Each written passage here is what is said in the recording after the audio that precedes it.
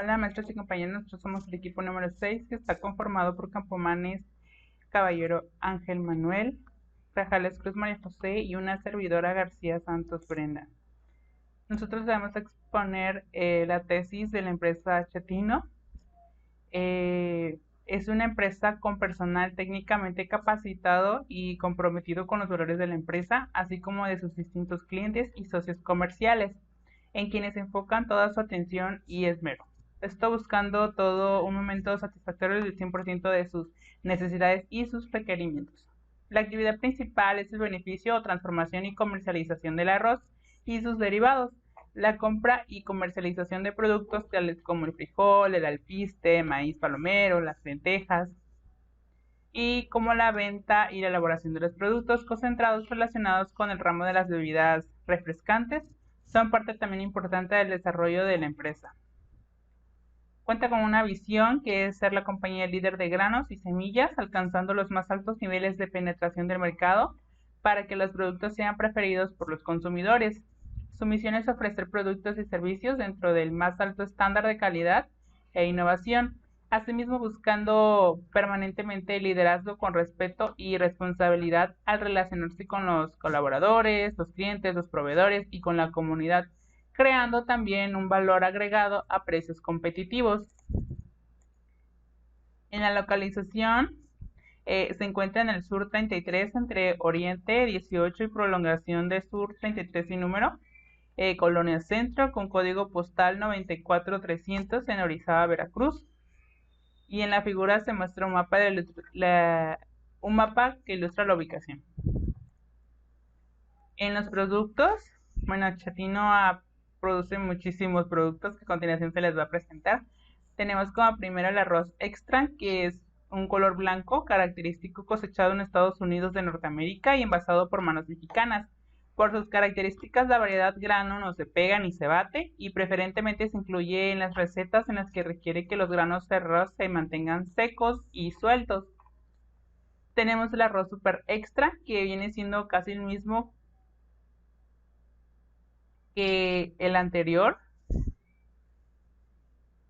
El chetino arroz Morelos, que el arroz blanco, también grisáceo, característico cultivado en el campo mexicano. Por sus características, la variedad de grano grueso absorbe los sabores agregados al caldo, dando una textura al cocinarlo un tanto blanda tras la cocción. El producto cocinado presenta un aspecto húmedo, aromático y también esponjoso. Tenemos el frijol negro extra de Querétaro, que este es un frijol de tamaño mediano, de forma ovalada y abultada, de color negro brillante. Este se cultiva en los estados de Zacatecas y Durango, ayudando a combatir la sobrealimentación al tener un bajo índice glucémico. El índice en unión con el maíz forma una parte importante de la cadena generadora de proteínas que son fundamentales para la nutrición del ser humano. Tenemos el frijol bayo extra, que este es un frijol grande de forma también ovalada, más bien plana, de tamaño no uniforme y de color marrón. Son cultivados en los estados de Chihuahua y Durango. Su tiempo de cocción es de 50 a 60 minutos en la olla de presión. El frijol mayocobo peruano, que es un frijol grande de forma ovalada, muy abultada y de color amarillo azufrado. Este se cultiva en los estados de Sonora y Nayarit. En cada 100 gramos hay 20 proteínas, 1.5 de grasas y más de 15 de fibra. La calidad extra denota que los granos han sido debidamente seleccionados para reducir al mínimo de impurezas.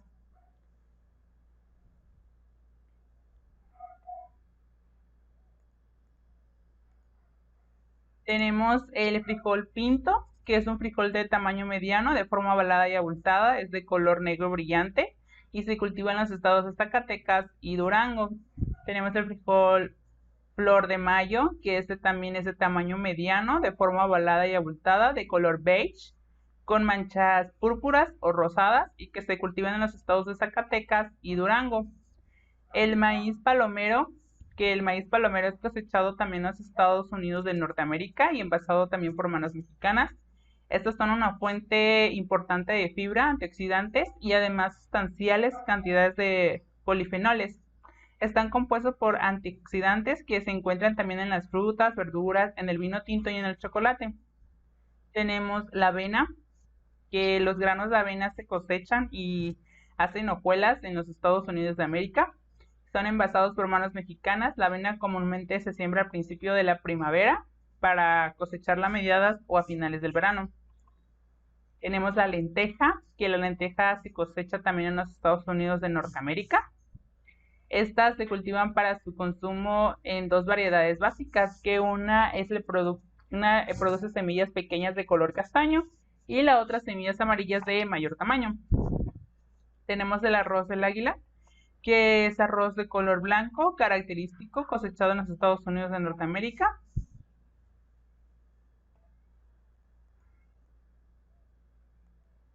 El arroz flor india, que la calidad super extra se caracteriza por contener el 95% de granos enteros seleccionados y cuenta solo con la presentación en bolsa de polietileno de 1 kilogramo. Tenemos el arroz la flor de Morelos, que el arroz de color blanco, grisáceo, característico, cultivado en el campo mexicano. Su calidad es super extra. Se caracteriza por contener el 95% de granos enteros seleccionados. El arroz del pico de Orizaba, que el arroz de color blanco, grisáceo, característico, cultivado en el campo mexicano, y la calidad también es super extra por contener también el 95% de granos enteros seleccionados. El arroz brillante, que es de color blanco, también cosechado en los Estados Unidos de Norteamérica y también envasado por manos mexicanas. Tenemos el arroz chop, que es igual cosechado en los Estados Unidos de Norteamérica. Y por último tenemos los jarabes marimba, que marimba es el nombre que lleva este jarabe natural para preparar horchata, comúnmente agua de horchata, y ya sea de coco, de arroz, y es elaborado con productos 100% naturales, tales como azúcar, arroz, agua, concentrado de canela, concentrado de almendra, ácido cítrico y benzoato de sodio como conservador.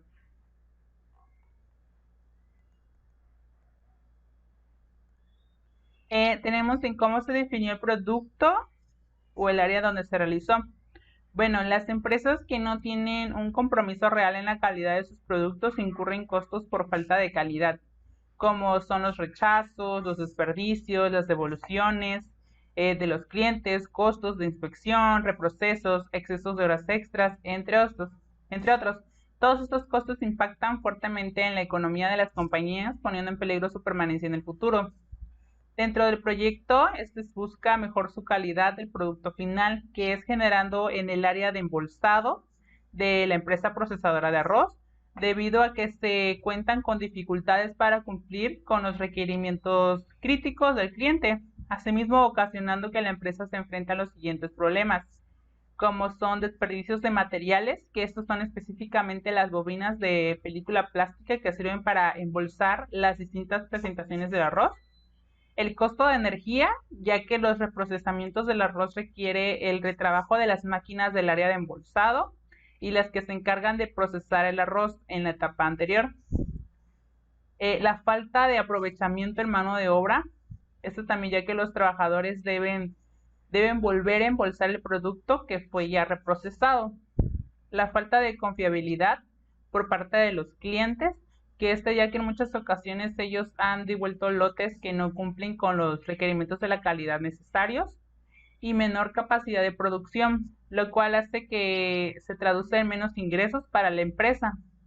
Este tiene como objetivo general optimizar el desempeño del proceso del embolsado de la empresa procesadora de arroz a través del análisis de las fuentes de variabilidad y de la implementación de herramientas de ingeniería industrial. Bien, vamos a continuar con lo que sería esta parte del proyecto. Me presento, soy Ángel Campomanes y continuaremos con las herramientas de ingeniería utilizadas en esta empresa y su modo de utilización. Bueno, para empezar, se producen, recapitulando, tenemos que hay artículos defectuosos con variaciones en el proceso. Y pues pueden ser por diferentes motivos, puede ser por materia prima, mano de obra, mantenimiento, entre otras más. un proceso que está bajo control es más fácil de vigilar y detectar sus anomalías, tener un proceso que cumpla con las especificaciones según el cliente que puede exigirnos o la misma empresa. Los compradores que siempre tienen este rigor para tener una calidad más alta de lo que ya se tiene en los productos aceptables. Teniendo esta calidad del producto, pues el servicio es fundamental para la salud, crecimiento o la misma estabilidad económica de los mismos negocios.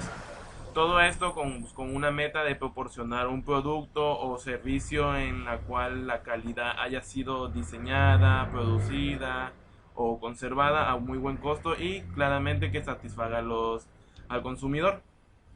Y empezaremos con lo que es las herramientas de ingeniería. Tenemos que la calidad está determinada por el cliente y no por el ingeniero. Como ya se le comentaba, pues el cliente es la última palabra en la cual nos van a decir si están cumpliendo o no, o si es lo que esperaban o no. Las herramientas estadísticas buscan pues, detectar las causas asignables y eliminarlas para que de estas formas se reduzcan la variabilidad en el proceso y por consiguiente los artículos defectuosos. Es así que mediante estas herramientas podemos analizar y llegar a una misma conclusión.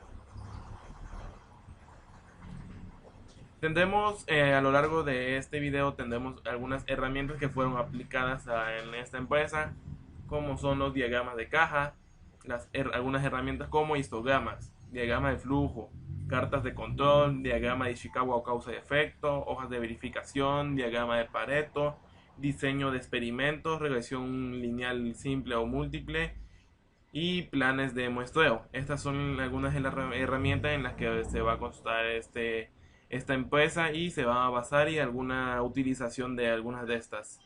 Y es así como empezaremos. Y adelante.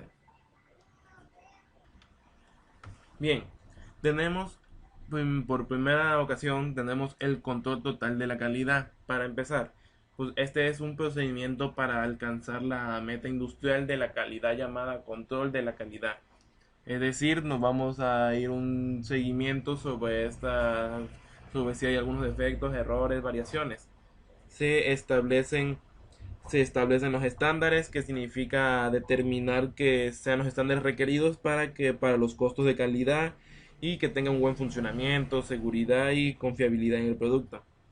De ahí tendremos la estimación de conformidad, en la cual es la comparación de la concordancia entre el producto o el servicio ofrecido y los estándares.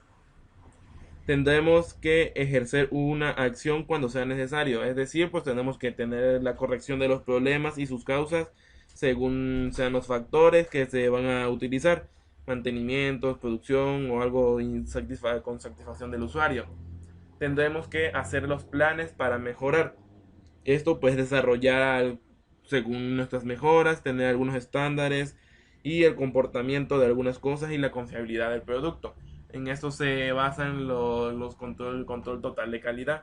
Y es así como podemos decir que las herramientas básicas de calidad pues han sido ampliamente pues adoptadas en las actividades de mejora de la calidad, ya que pues los ayuda a hacer un análisis y a solucionar el problema en distintas partes de la organización y pues sirven para controlar el proceso, resolver problemas y al final pues se tiene que tomar una decisión y así llegar a una mejora.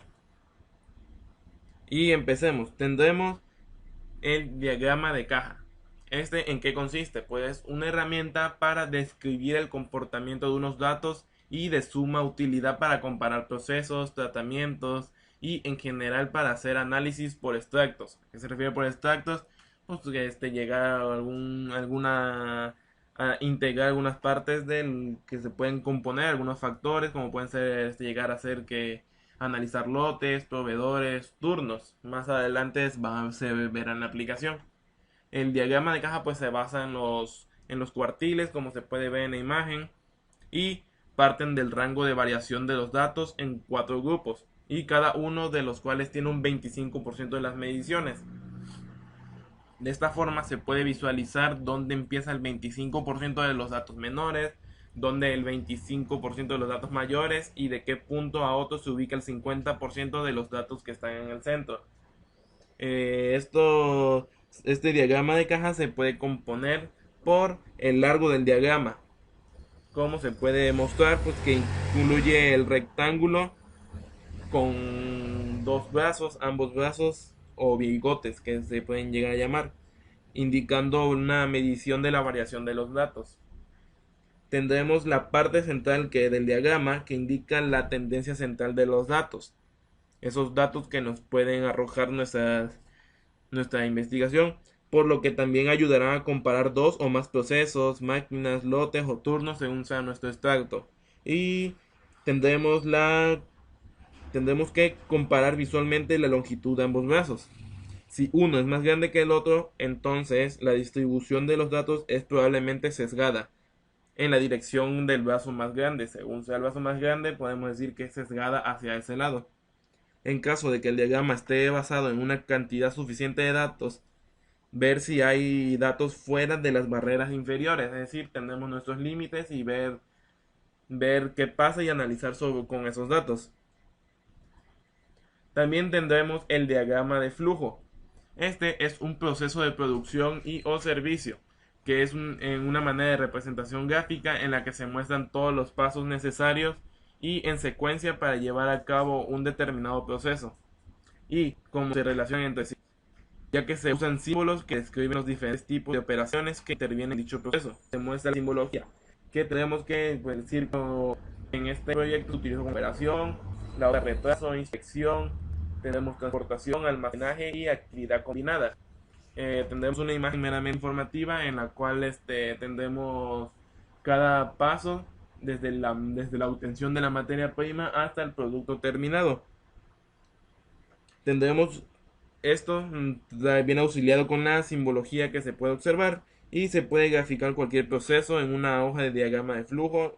Ya puede haber distintos software que se pueden hacer o simplemente a mano y observar así la efectividad de cada evento o actividad, y es más fácil analizar en qué parte del proceso se puede llegar a tener un defecto.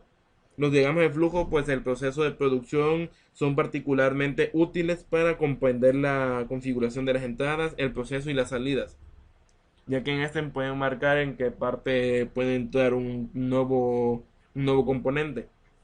Estas son eficientes y representativas de un proceso, ya que cuando se elaboran con la participación de todo el personal, intervienen los operarios, empleados, supervisores, administradores y hasta los mismos clientes.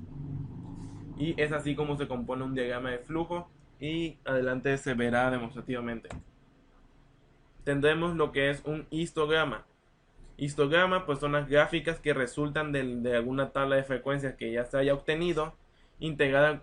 Es un gráfico integrado por un conjunto de barras que representan las clases o los intervalos, ubicados en un sistema de coordenadas, en donde la línea vertical indica la cantidad de datos que contiene en cada clase o categoría, es decir, la magnitud en la que ésta contiene, y se disponen las fronteras. En horizontal se disponen las fronteras o límites de todas las clases, es decir, la cantidad que hay en cada una. Todo esto es el resultado de un número suficiente de datos, ya sean representativos del estado del proceso durante el periodo de interés. Entonces se recomienda considerar puntos para la interpretación.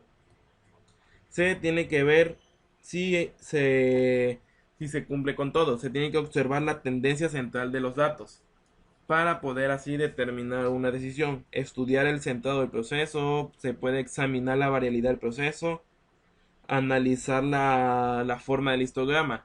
Esto es muy importante, ya que de ahí se partirá para poder tomar la decisión. Tendremos que como se muestra, tendremos tres tipos: distribución sesgada, multimodal y muy plana. ¿A qué se refiere la sesgada? Es la que refleja un desplazamiento paulatino, es decir, que estén muy distanciadas.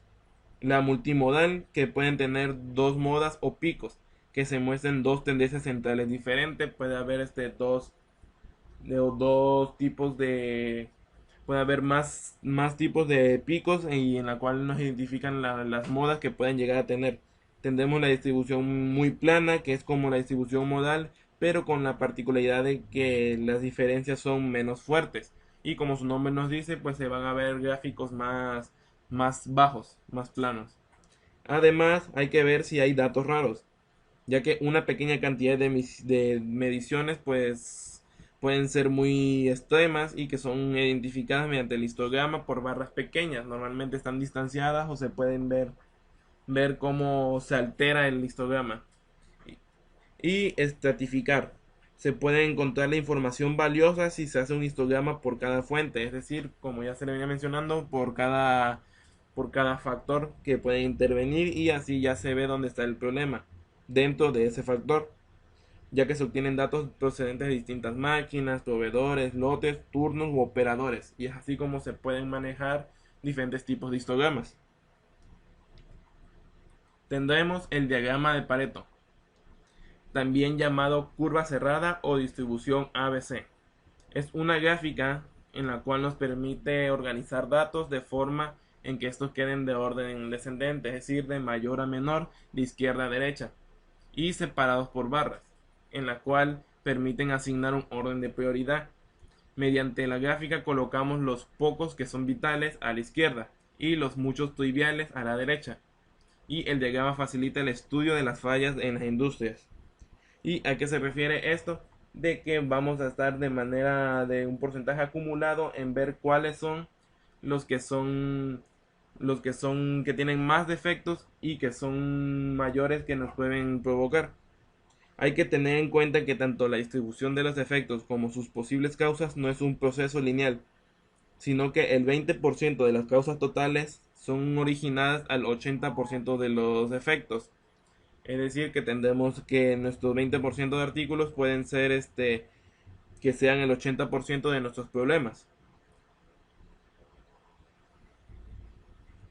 Tendremos el diagrama de causa y efecto. Esto, los factores causales de dispersión, que pueden ser materias primas, métodos de trabajo, pueden ser manejados por el método de las 6M, mano de obra, medio ambiente, método, máquina, materiales y mediciones, en la cual vamos a ver las causas para llegar a un efecto o para ver el problema, ver cuáles son las causas y subcausas. Para ilustrar un diagrama, la relación existe entre la causa y el efecto. Se deben conocer bien las causas y los efectos en forma concreta. Por lo tanto, que un efecto es igual a la característica de la calidad y la causa serían los factores. Los diagramas de causa y efecto se construyen para ilustrar con claridad diferentes causas que afectan a la calidad del producto, clasificándolas y vinculándolas entre sí.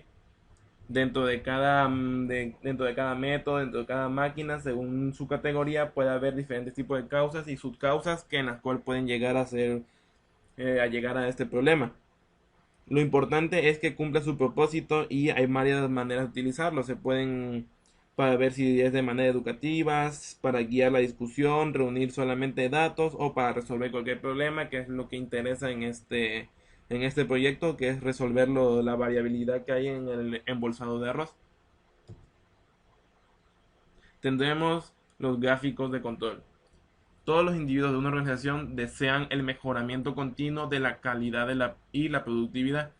Una vez que se establecen condiciones, la aplicación rutinaria de las cartas de control es allí donde entran y que la organización encuentra en estas el medio para alcanzar sus objetivos de mejoramiento de calidad.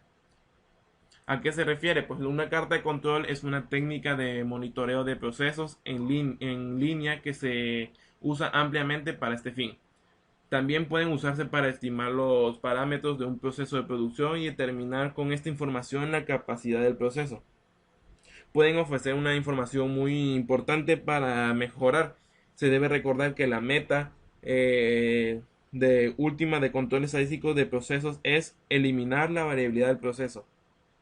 Eliminar por completo puede llegar a ser muy difícil, pero la carta de control puede llegar a ser una herramienta muy efectiva y reducir estas, tanto como sea posible.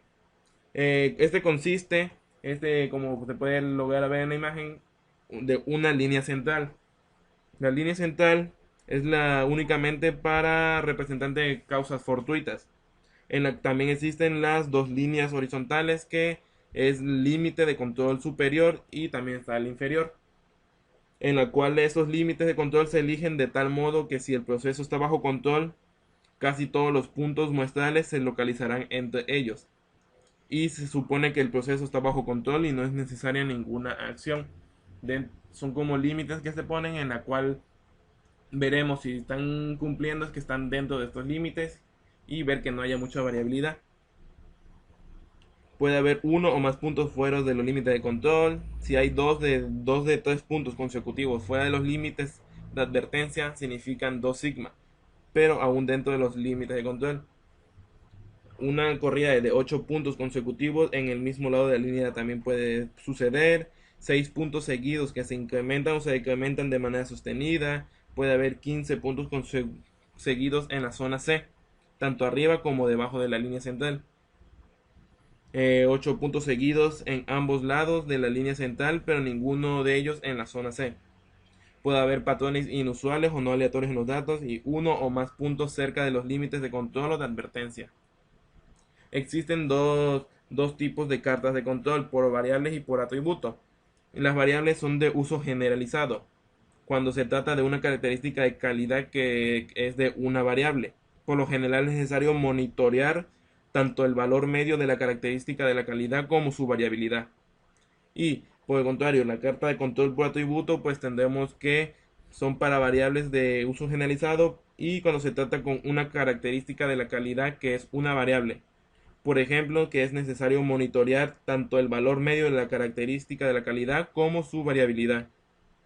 Existen diferentes tipos de cartas de control por atributo. Pueden ser las cartas P, NP, C o U. Y en la parte de abajo se puede mostrar lo que es una gráfica de control tipo C. Y en los cuales nos pueden mostrar números de defectos por muestra. Tendremos lo que son nuestros planes de muestreo.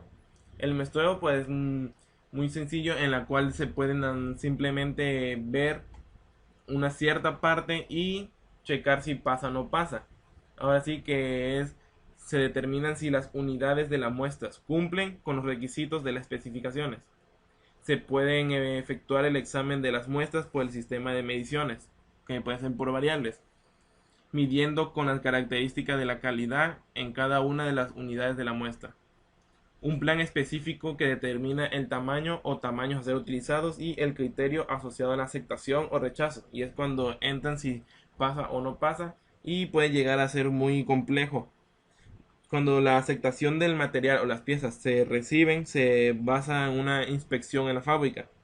Y se puede emplear una inspección 100% o una inspección por muestreo. Y es allí cuando entra la decisión. Una inspección puede ser demasiado costoso ya que se necesita verificar cada una de las piezas. Puede dar lugar a una falsa seguridad sobre la perfección del trabajo de inspección y puede dar lugar a la aceptación del material defectuoso, ya que la monotonía de las operaciones repetidas automáticamente se aceptan algunas piezas defectuosas por el simple hecho de ya estar revisando constantemente, ya no se pueden llegar a identificar esos defectos. Se puede rechazar material satisfactorio, que por el lado contrario pueden creer que no están haciendo bien su trabajo y empiezan a rechazar esos materiales en los cuales sí pueden llegar a pasar. Puede ser impracticable, ya que hay ocasiones en que se requieren pruebas destructivas y por lo tanto es imposible una inspección al 100%. Y por el contrario, los planes de muestreo, pues hay tablas en las que representan una forma disciplinada para la ejecución del muestreo con la relación de confianzas en los procedimientos y el manejo de los lotes y en los costos relativos. Tendremos lo que son la regresión lineal. Tendremos que es la colección de herramientas estadísticas para encontrar estimaciones de los parámetros del modelo de regresión. Se utiliza la predicción de observaciones futuras, o sea, lo que queremos ver, lo que queremos analizar. Y para estimar tendremos nuestra respuesta promedio para un nivel particular, es decir, nuestras variables x. En caso de una regresión lineal simple, se considera solo un regreso o un predictor x y una variable dependiente o respuesta, es decir, tendremos nuestra única variable para llegar a esa dependiente o respuesta. Tendremos una fórmula en la cual para calcular nuestra respuesta o nuestra y tendremos que es beta 0 más beta 1 por la variable x. Se multiplica esta multiplicación por nuestras primeras variables. Tendremos también la regresión múltiple, que se utilizan más de una variable explicativa. Es prácticamente parecida, solamente que acá intervienen más variables. Esto fuese la ventaja de utilizar más información en la construcción del modelo. Y pues claramente se realizan estimaciones más precisas al tener más datos y más complejos. Tendremos una fórmula que para llegar a nuestra variable dependiente o respuesta es beta 0 más beta 1 multiplicado por nuestra primera variable, sumado a la beta 2 por la variable 2 y según sea el número de variables, en la cual podemos llegar a nuestros diagramas de dispersión o diferentes tipos de datos. Tendremos nuestro diseño de experimentos o DOE por sus siglas en inglés. Esta experimentación es considerada como parte del proceso científico y una de las formas en las que se puede aprender acerca de las formas en que funcionan los sistemas o procesos. Usado en la ingeniería siempre para mejorar el rendimiento de un proceso de manufactura. También se emplea extensamente en el desarrollo de nuevos procesos. Tendremos que se da por resultado, gracias a estos diseños de experimentos, mejorar el rendimiento del proceso, menor variabilidad y mayor apego a los requerimientos nominales u objetivos. Tendremos menor tiempo de desarrollo y menores costos globales. Tienen algunas aplicaciones como pueden ser la evaluación y comparación de configuraciones de diseños básicos, evaluación de materiales alternativos o selección de parámetros de diseño de modo en que el producto funcione bien en una amplia variedad de condiciones de campo. Y esto es que el modo que el producto sea consistente. Tendremos una metodología. Esta metodología compone de una elección de pasos en la cual comienza con la comprensión y planteamiento del problema, ya que siempre es necesario el desarrollar las ideas para poder cumplir esos objetivos del experimento que se vaya a realizar. Tendremos luego la elección de factores y niveles. Estos pues son intervalos de dicha variación y los niveles específicos a los cuales se hará el experimento. Tendremos que ver cuáles son esos factores en los cuales se van a analizar. Tendremos la selección de la variable de respuesta. Buscar ese efecto en el cual se va a detectar.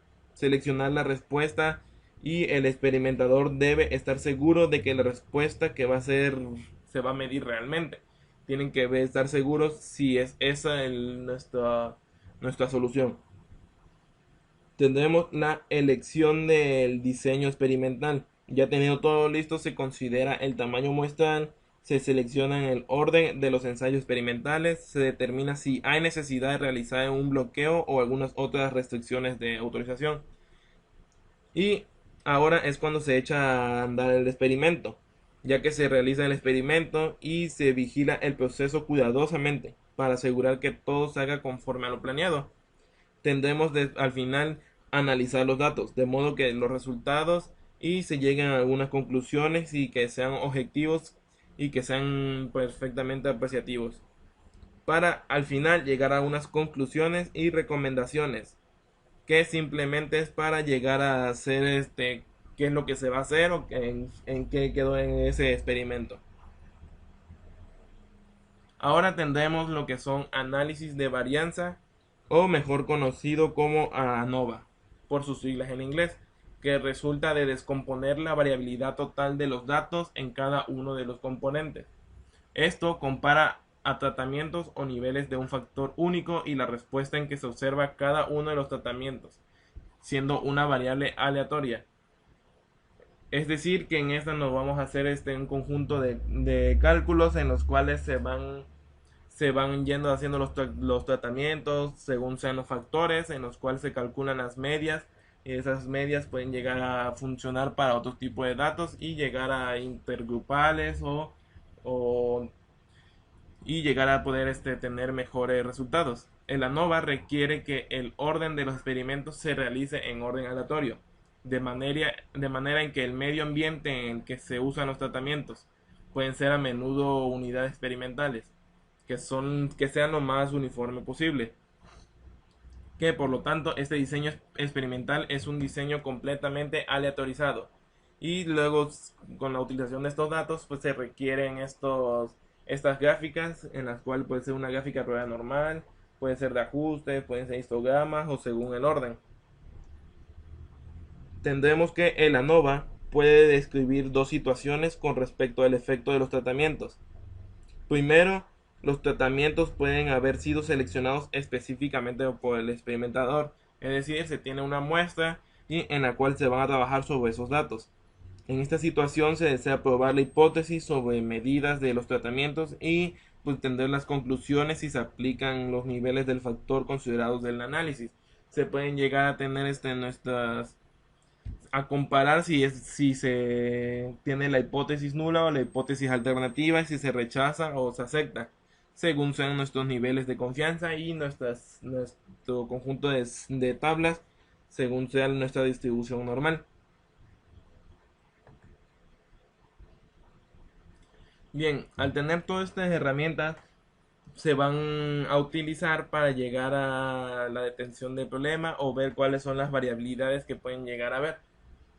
Recapitulando todo, tenemos que el embolsado del arroz, ya que una vez que se hicieron los ajustes necesarios para las máquinas, se tienen cada una de las máquinas perfectamente para empezar el proceso. Se encargan de embolsar presentaciones de arroz de 1 kilogramo, 900 gramos, 750, 500 y 250 gramos respectivamente. Estas son puestas en marcha.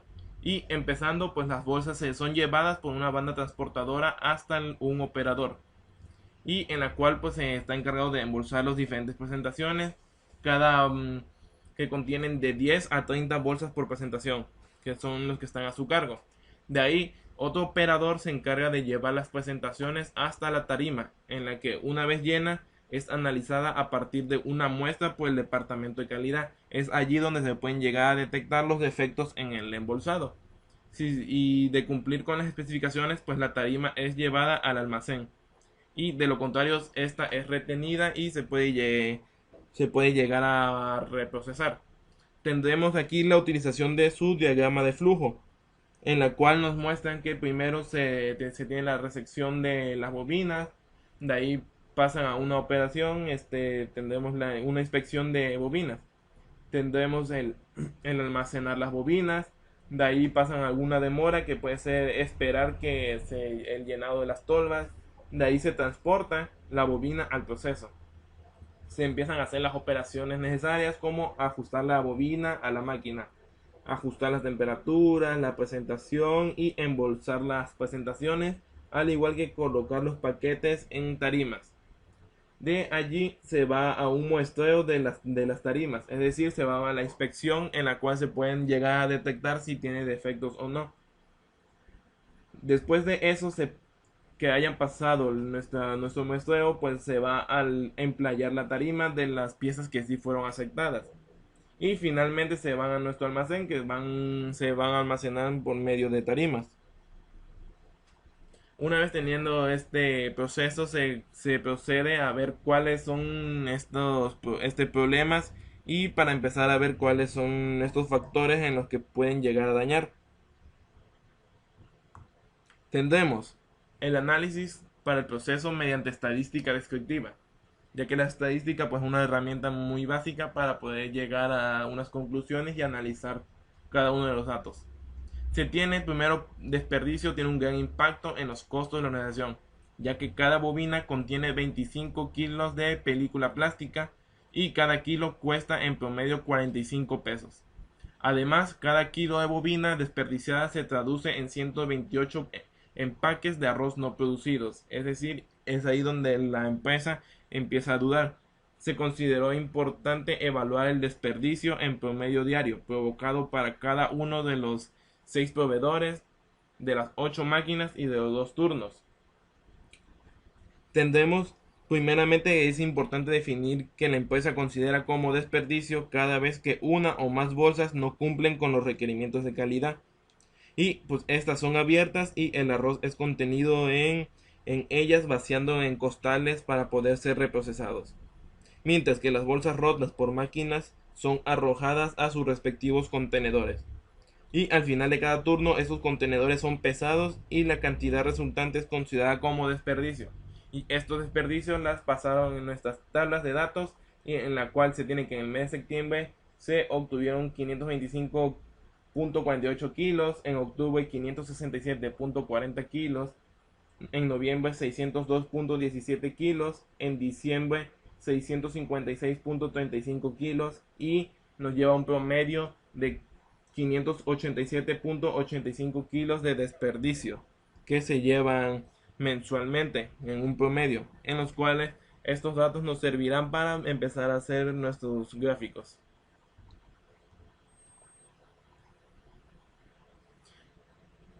Empezando por nuestros diagramas de cajas.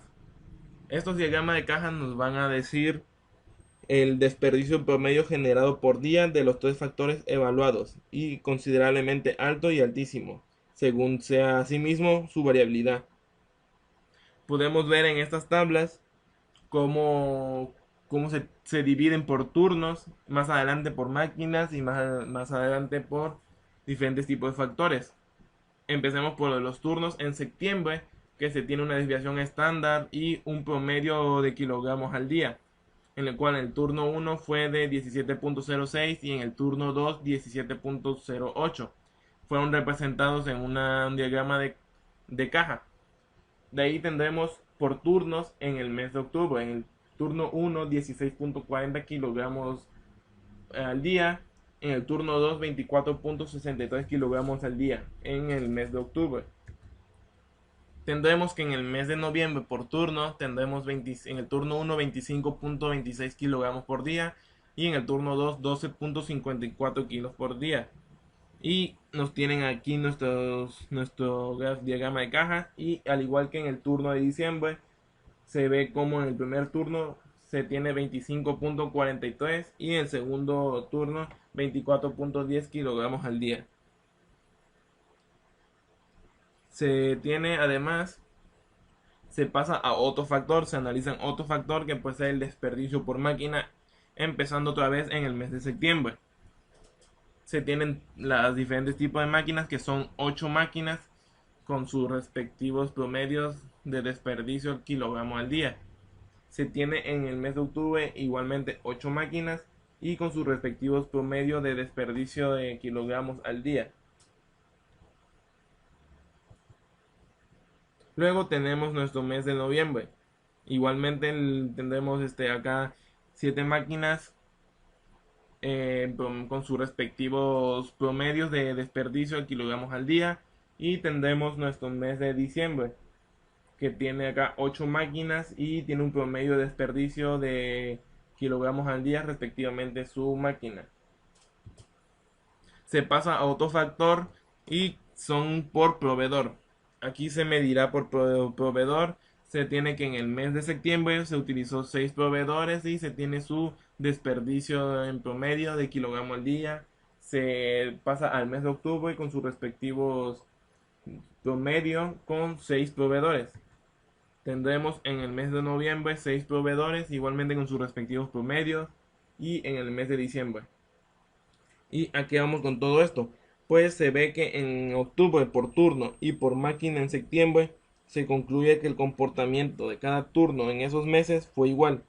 Los gráficos muestran diferencias en la variabilidad que podrían considerarse como significativas y que solo se podría concluir con certeza mediante prueba de hipótesis en cuanto a la generación de desperdicio. Esta información también sirvió como referencia para la posible inclusión de factores en el diseño de experimentos. Es allí, partiendo de esos meses, es cuando se van a analizar, y pasaremos a lo siguiente, que tendremos el control estadístico de los procesos en el área de embolsado de arroz. Tendremos, para comenzar, la implementación de un control estadístico de procesos, o CEP, que es primordial definir aquellas variables críticas de calidad de un producto. A continuación se muestra un listado de las variables que se vigilan cotidianamente en las bolsas de arroz por el departamento de calidad.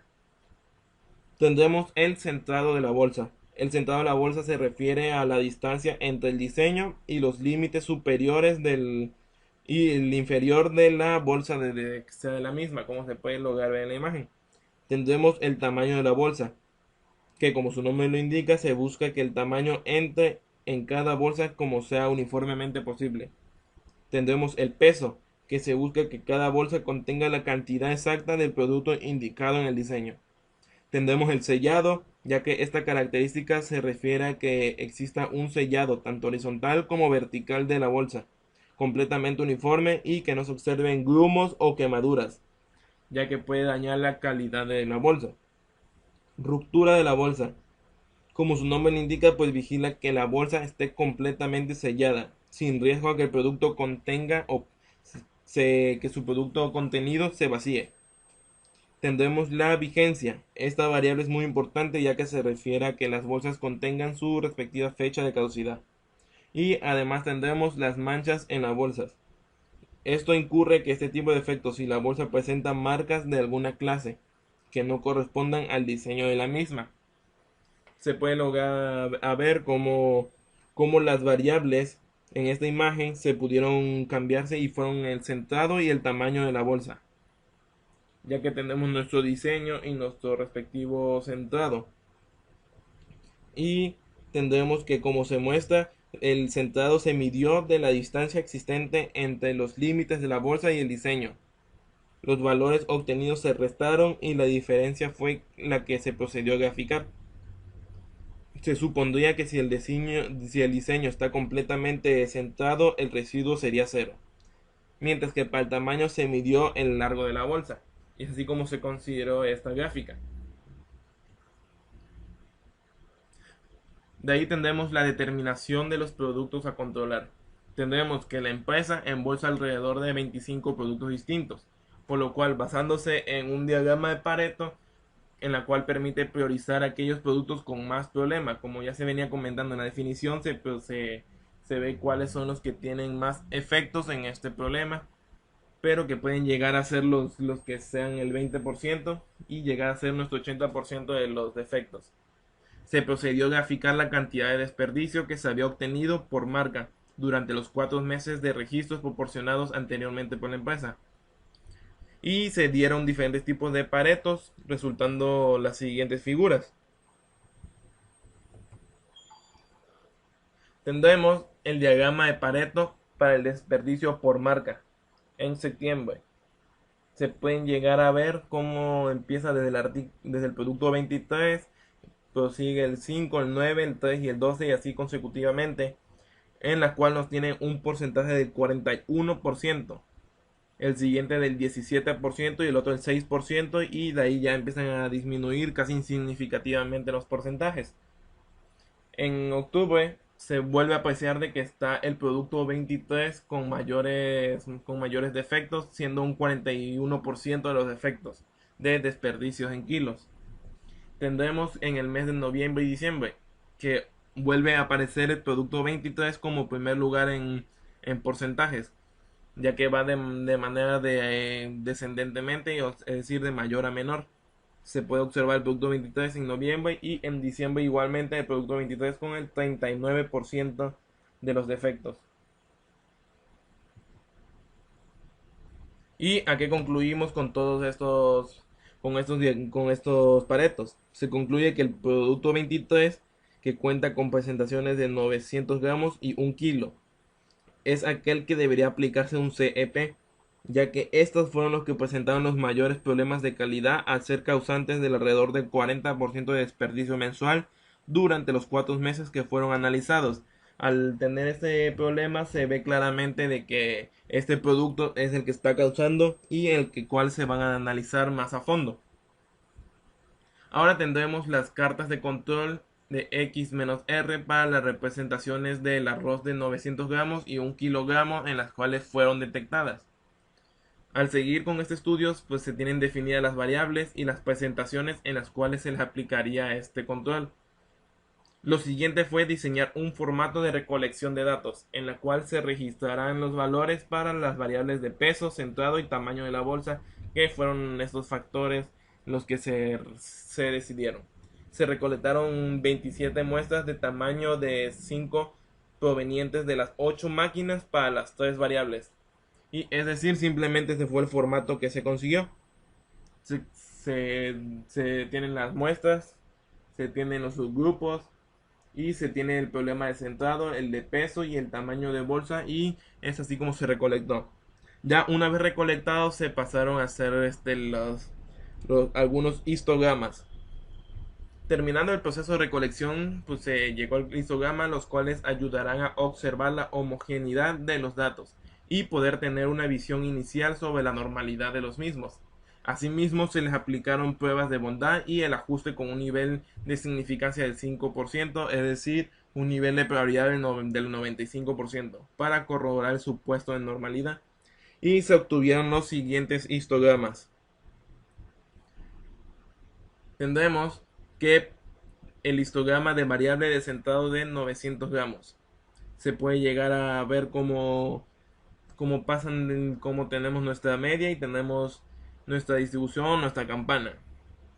También se tiene nuestro diagrama de dispersión, que puede ser del mismo factor, el variable de centrado, en la misma presentación, simplemente en diferentes. Tenemos que fueron un número de n 162 datos con una media de 94 de punto 9475 con su respectiva desviación estándar. Tendremos ahora la variable del tamaño de la bolsa en la de 900 gramos, misma presentación, diferente variable, en la cual fueron la misma cantidad de datos con una media de 25.74. Y tendremos nuestro gráfico de dispersión, en la cual fueron la misma cantidad de datos sobre la misma variable en la misma presentación. Se tiene el histograma para otra variable, que es la variable de peso, en la misma presentación de 900 gramos. Tendremos nuestra cantidad de datos de 160 con una media de 0.8968. Y tendremos nuestro gráfico de dispersión, en la cual también es para la variable de peso en 900 gramos. Tendremos nuestro histograma para la variable de centrado 1 kilogramo. Ahora, otra variable, ya empezando con la presentación de 1 kilogramo, teniendo 135 datos con una media de 0.8126. Y tendremos nuestro diagrama de dispersión en la misma variable de centrado, en la misma presentación de 1 kilogramo. Tenemos ahora en diferente variable, que es la del tamaño de la bolsa en la misma presentación de 1 kilogramo, teniendo 135 datos con una media de 27.02. Y nuestro diagrama de dispersión con la variable de tamaño de bolsas en la misma presentación de 1 kilogramo, con la misma cantidad de datos. Y pasaremos a la variable de peso en la misma presentación de 1 kilogramo, pero con otra variable. Y tenemos que la cantidad de datos fueron 135 con una media de 0.9986. Y nuestra gráfica de dispersión, en la cual es la variable de peso con la presentación de 1 kilogramo. A lo cual se concluye que, de acuerdo a las pruebas de bondad y el ajuste de estas gráficas, se puede concluir que el nivel de confianza de 95, que los datos siguen a una distribución normal, es decir, que los datos son adecuados para ser analizados mediante gráficos de control y evaluar si el proceso está bajo control estadístico. Ya teniendo esta seguridad, se pasan a hacer las gráficas de X barra. Es decir, se pueden hacer mediante diferentes software, diferentes aplicaciones. Una de ellas puede llegar a ser Minitab. Ahora sí, comprobando el supuesto de normalidad que se hizo mediante los histogramas, se procedió a la construcción de los gráficos XR para cada variable de sus dos presentaciones. Y se muestran estos gráficos, como se puede llegar a ver, su límite superior y su límite inferior, con su media de la variable centrado para los de 900 gramos. Tenemos nuestra siguiente gráfica, que para ahora otra variable, que es la de tamaño de la bolsa para la misma presentación de 900 gramos, con una media de 25.766 con sus respectivos límites. Tendremos ahora otra variable, la de peso, para 900 gramos. En la primera gráfica que observamos, se pudo apreciar que en los gráficos existen dos puntos fuera de los límites, así como la presencia de una tendencia descendente en la cual indica la presencia de comportamiento no aleatorio, en la cual puede concluir que la variable de centrado de la bolsa es en la presentación 900 gramos no se encuentra bajo control estadístico. La segunda gráfica que vimos se pudo observar que había puntos fuera de control tanto en el gráfico X como en el R, así como la presencia de dos puntos arriba de 2 sigma, por lo cual se concluye que la variable de tamaño de bolsa en su presentación en 900 gramos no se encuentra bajo control estadístico. En esta tercera gráfica se puede llegar a notar que no existen puntos fuera de control y su comportamiento aleatorio, por lo cual se concluye que la variable peso para 900 gramos está bajo control estadístico.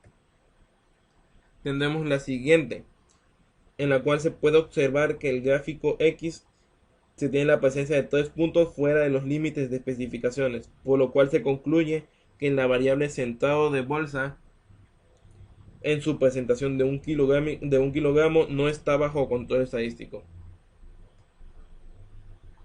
En la siguiente gráfica se puede, para nuestra variable de tamaño de bolsa, pero para 1 kilogramo, se puede visualizar cómo hay puntos fuera de control de los límites de especificaciones, como se puede llegar a mostrar entre la muestra 13 y en la siguiente 16, 19. Sí se puede visualizar que hay puntos fuera de control, así como una tendencia ascendente y 3 puntos consecutivos arriba de 2 sigma, por lo cual se concluye que la variable tamaño de la bolsa para la presentación de 1 kilogramo no está bajo control estadístico. Y por último tendremos esta gráfica para la variable de peso para 1 kilogramo, en la cual se observan que los datos siguen un comportamiento aleatorio y no presentan puntos fuera de control, por lo cual se concluye que la variable de peso para la presentación de 1 kilogramo está bajo control estadístico, ya que se encuentra con normalidad. Teniendo ya todos estos datos, se procede ahora a un control estadístico por atributos para establecer un CEP en las variables cualitativas, como puede ser el sellado, ruptura de la bolsa, vigencia y manchas, que fueron los otros factores que se tomaron en cuenta. Se utilizó un gráfico de control C, en la cual esboza el promedio de defectos por muestra. Se recolectaron 30 muestras, cada una de tamaño 20 mediante un formato que aparece en la tabla, en la cual se anotó y se contabilizó la cantidad de incumplimiento por bolsa. Se tiene este formato en la cual se ve si están los subgrupos, si el factor sellado cumple o no cumple, si el sellado vertical y el horizontal cumple o no cumple, si el código de barras cumple o no cumple, si hay manchas en la bolsa, si cumple o no cumple, y la apertura de la bolsa, si tiene o no tiene, y se llega a su conclusión. Es decir, este fue el formato que se utilizó. Tendremos nuestra gráfica C para 900 gramos, nuestra gráfica para 1 kilogramo, en la cual del producto 23 para las presentaciones de 900 gramos y 1 kilogramo se muestran y se puede apreciar que en la presentación de 900 y de 1 kilogramo aparecen 2 y un punto fuera de control respectivamente. Y por lo tanto también se concluye que el proceso de embolsado por las variables cualitativas no está controlado. Y es decir, aquí se ve cómo se llega a esta conclusión de que están 2 puntos para la de 900 y un punto para la de 1 kilogramo, que fueron las que se venían decidiendo en los diagramas anteriores, en las que tenía problemas, en el diagrama de Pareto, en la cual el producto 23 fue el que causó que es el que tiene mayor defecto. Se procede a hacer esta gráfica y se dan cuenta de que esta es la que tiene un problema. Y pues estos problemas de calidad al ser causantes de todos nuestros defectos. ¿Y a qué se concluye con todo esto? Pues que con el control de CEP se obtuvo como objetivo primordial pues el medir mediante herramientas las estadísticas, la situación real del proceso del embolsado de arroz, mostrando la eficacia de estas para poder recopilar, resumir, analizar y tomar decisiones a partir de varios puntos de datos. Y con eso se llegan a utilizar las herramientas que se vieron poco a poco y poder llegar a esta conclusión. Y mi compañera va a seguir platicando sobre este problema. Bien, bueno, pues eso sería todo de mi parte y continuaremos con la explicación de mi compañera será a continuación. Muchas gracias. Hola, muy buenas tardes. Mi nombre es María José y continuando con lo que es la tesis de este proyecto, vamos con lo que son prácticamente los resultados. Tenemos lo que es el proceso de mejora en el área de embolsado. Bueno, pues aquí antes de todo, gracias a la implementación de las herramientas anteriores que comentaba mi compañero y pues a las estadísticas se pudo concientizar a la empresa de la arrocería acerca sobre la existencia de algún problema de mala calidad en lo que es el área de embolsado y en donde se tiene una gran generación de desperdicio que es el resultado del incumplimiento de lo que son las especificaciones requeridas por los clientes. Y bueno, en lo que se enfoca todo esto es prácticamente en la búsqueda de todas aquellas fuentes de variación inmersas en lo que es el proceso del embolsado, pues con el objetivo de controlarlas y llevarlas en los valores óptimos y con ello pues reducir la cantidad de merma generada en dicho proceso. La merma pues viene siendo todo lo que son los desperdicios. Y bueno, ahora continuando tenemos lo que es la identificación de las fuentes de variabilidad en los procesos del embolsado. Y pues aquí es el primer paso para lo que es la etapa de la mejora, que pues puede definir todas aquellas posibles causas que estuvieran generando efectos negativos en lo que es el rendimiento del proceso, y por lo cual en base a entrevistas con trabajadores, supervisores y el jefe de proceso del embolsado, pues pudieron ellos definir algunas posibilidades o más bien algunas posibles fuentes de variación, las cuales pues se enlistaron y se agruparon en el siguiente diagrama de Chicago, como se muestra en la siguiente figura, en donde tenemos lo que es el análisis de la fuente de variabilidad en lo que es el proceso del embolsado del arroz, y muestra lo que es la recta del medio que dice que está en rojo, que son los del desperdicio, y lo que son las líneas que están de manera perpendicular tienen lo que es las mediciones, el material, el personal, el entorno, los métodos, las máquinas, y asimismo pues marcan ahí lo que es la falta de estandarización en la temperatura, lo que son los proveedores, lo que es el plan de muestreo ineficiente, los supervisores, la capacitación del personal, lo que es la máquina es la falta de mantenimiento y lo que es el tipo de máquina. Y bueno,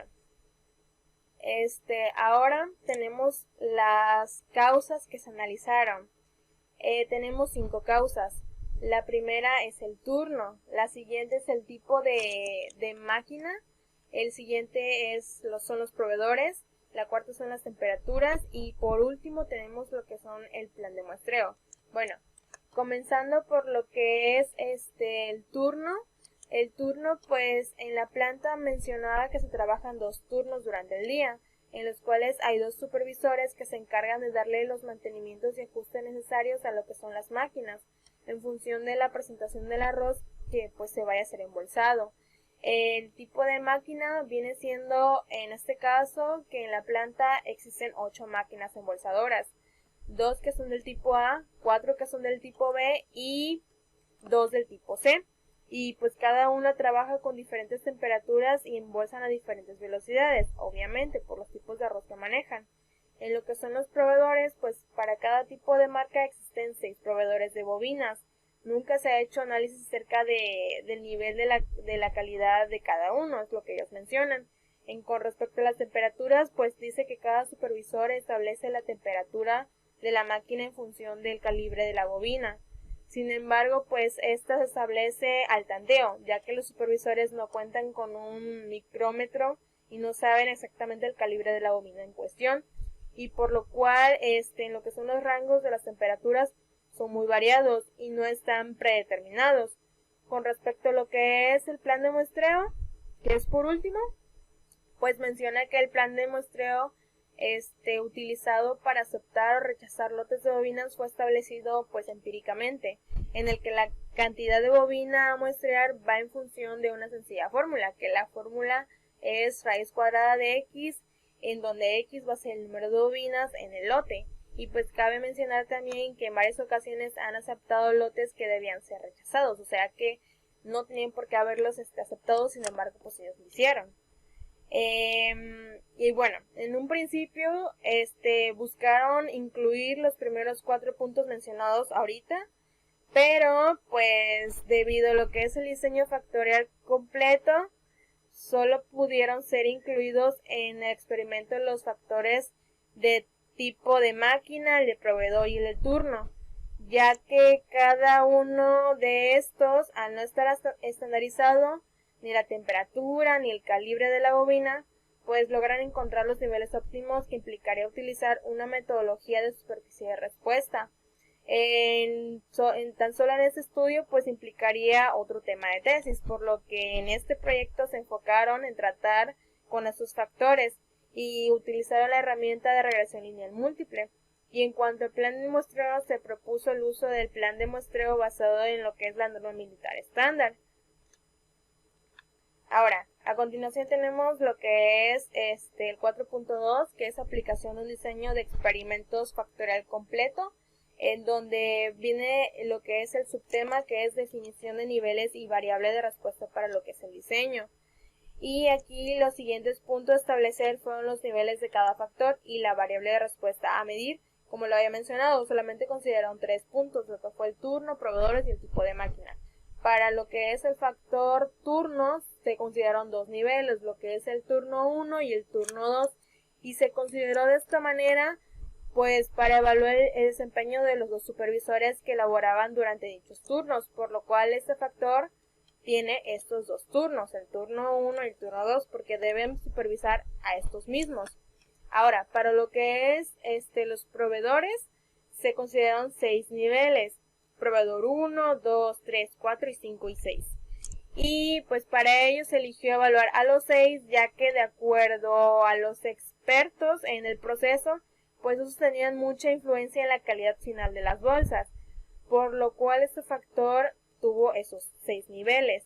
En cuestión del tipo de máquina, consideraron 3 niveles, que es el tipo de máquina A, el B y el C. Y se eligió de esta manera porque una sola máquina pues no iba a bastar, entonces pues se eligieron las 3 máquinas que son las que se emplean. Y en cuanto a lo que es la variable de respuesta, pues se definió como la cantidad de merma generada en un medio turno, y la cual era posteriormente pesada y registrada en una base de datos.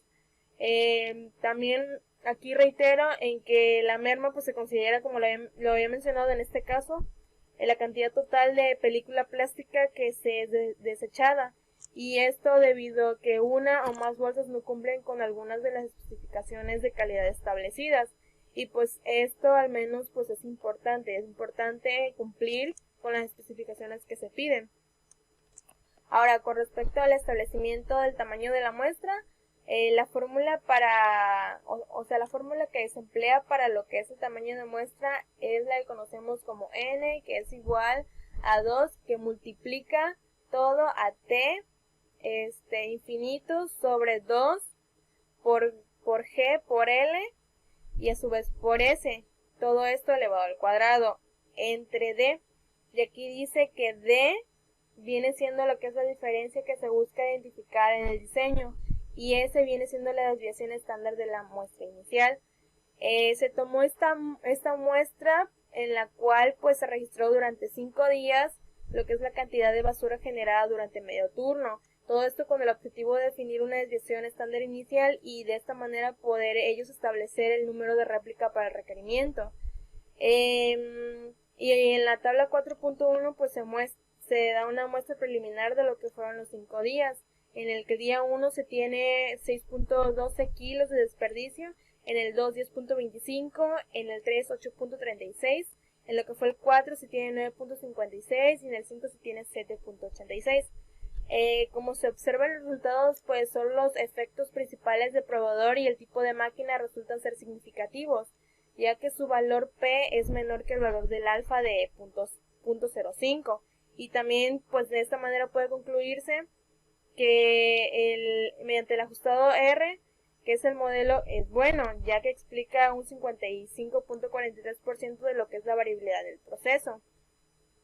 Ahora bien, aquí tenemos que se consideró que para el experimento de diferencias mayores entre los tratamientos de 2 kilos serían significativas, mientras que la desviación estándar para lo que es la muestra inicial se definió como un cuarto del rango, por lo que para este caso la desviación estándar fue la siguiente, que serían 10.25 menos 6.12 entre 4, que da 1.0325. Y con respecto a lo que son los grados de libertad, resultan el producto, el número de tratamientos como número 36 y el número mínimo de réplicas pues 2. Y con el nivel de confianza del 95%, lo que es el valor en tablas de la T de Student sale que es 1.99. Y bueno, esta tabla se saca de unos que ellos anexaron y que pues ahí te da su respectivo valor. Y ya sustituyendo todos ellos esto, los valores de la ecuación de 4.2 que se muestra ahí, da un resultado a un 2.10. Por tanto, el número de réplicas para los tratamientos será de 2. Y como lo comentaba anteriormente, pues por eso de esta manera fue factible. Ahora, tenemos lo que es el desarrollo del experimento. Bueno, ahora continuamos con lo que es la tabla 4.2 que se muestra a continuación y nos detalla un concentrado de los pesos recolectados para cada tratamiento. Como se ven del lado izquierdo, en la columna tenemos los 6 proveedores y en la parte de la fila de arriba tenemos lo que son los turnos y los tipos de máquinas. Y los datos de la tabla 4.2 que se analizaron mediante lo que es el software Minitab 15, muestran los siguientes resultados que están aquí. Ahora bien,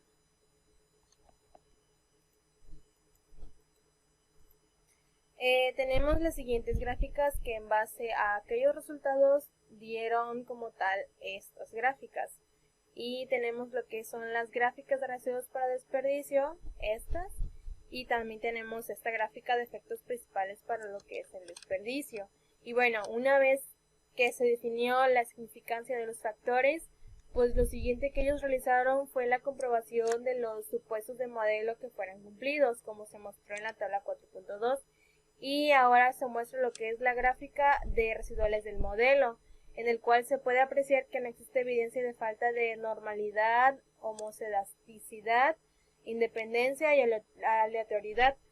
De ahí, comprobado que los supuestos se cumplieron, se procedió a lo que es el establecimiento de los niveles óptimos para los dos factores significativos.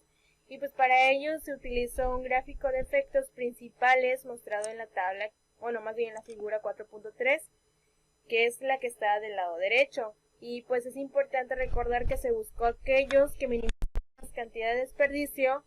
Es por esta razón que, de acuerdo al gráfico, los niveles óptimos para estos factores son el proveedor 5 y lo que es el tipo de máquina B. Ahora, continuando, tenemos lo que es el 4.3, que es el modelo de regresión lineal múltiple. Y pues de acuerdo a lo que es el gráfico 4.5 que se muestra al lado derecho, se puede concluir que el supuesto pues no presenta evidencia de falta de normalidad, linealidad, homocedasticidad y aleatoriedad. Y pues podemos también decir que lo que es el cuadro R de ajustado en la ecuación de regresión explica lo que es un 58.1% que se muestra del lado izquierdo de lo que es la variabilidad, y mediante el análisis de varianza se puede concluir que el modelo de regresión es adecuado para explicar el comportamiento de la variable pues de la respuesta a través de los predilectos utilizados. Y esto se hace el procedimiento de Minitab con cada una de las máquinas. En este caso es la máquina A, lo mismo se hace para lo que fue la máquina B y la máquina C. A continuación tenemos el último paso, que fue el plan de muestreo.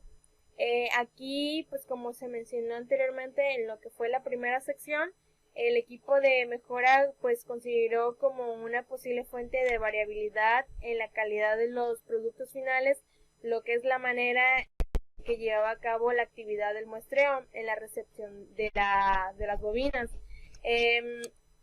Ahora, lo que es el departamento de calidad, a excepción de lo que es el calibre, vigilaba características de tipo cualitativas, tales como lo que fue el diseño, el color, entre otras, por lo cual se diseñó un plan de muestreo por atributos en base a la norma militar estándar que se utiliza.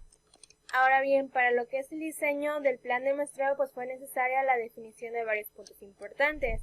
El primer punto que pues establecieron fue el tipo de muestreo a utilizar, debido a que en la arrocería pues no se había trabajado con el diseño de planes, que se decidió comenzar con un tipo de muestreo normal. Posteriormente pues el equipo dio mejora con lo que es la alta administración establecida con un AQL, que es el nivel de calidad aceptable del 1%, y se eligió un nivel de inspección de 2. Lo siguiente que ellos definieron pues fue el tamaño lote en la empresa, que se manejaban diferentes cantidades de pedido, pues por lo cual, apoyándose de los registros de los 2 últimos meses, se estableció lo que fue el promedio del tamaño del lote, que para este caso fueron las 200 bobinas. Y con todos los datos anteriores, pues se buscó en la tabla de militar estándar, como lo había comentado anteriormente, que aparece, o más bien que está en lo que es el anexo 3 de lo que es la tesis, la letra código para establecer el tamaño de muestra apropiada, y que para efectos de este estudio fuera la letra G. Posteriormente se ingresó a la tabla para inspección normal, y pues aparece también lo que es en el anexo 4. Y pues mediante la letra código y el AQL, pues se definió un tamaño de muestra de 32 bobinas, y en el cual se aceptaría el lote solo si más en el muestreo se encuentra una bobina defectuosa. Y pues por consiguiente de todo esto, a partir de 2 o más bobinas fuera de especificaciones, significaría lo que es un rechazo en lo que es el lote.